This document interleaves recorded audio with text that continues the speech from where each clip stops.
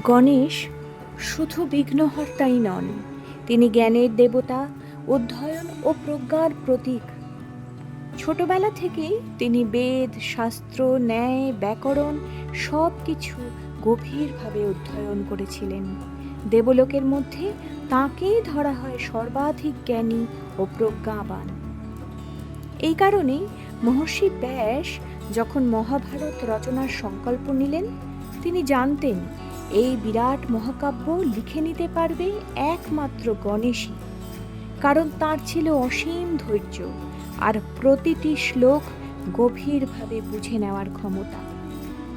গণেশ তখন শর্ত রাখলেন, ব্যাসদেব যেন নিরবচ্ছিন্নভাবে শ্লোক পাঠ করেন, আর ব্যাস শর্ত রাখলেন গণেশ যেন প্রতিটি শ্লোক আগে বুঝে নেন, তারপর লিখতে শুরু করেন।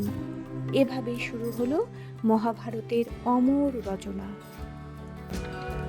লেখার সময় একসময় গণেশের কলম ভেঙে যায়।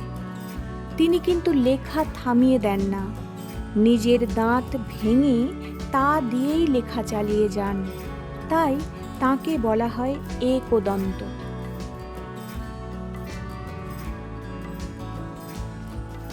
গণেশকে আমরা সিদ্ধিদাতা বলি, কারণ তিনি ভক্তের সব বাধা দূর করেন এবং সাফল্য দান করেন।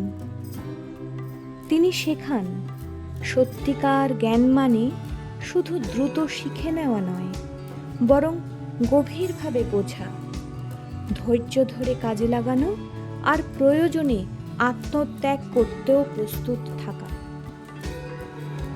তার কাহিনী আমাদের মনে করিয়ে দেয়, যেখানে প্রজ্ঞা, অধ্যাবসায় আর ভক্তি আছে, সেখানেই সাফল্য, সেখানেই সিদ্ধি।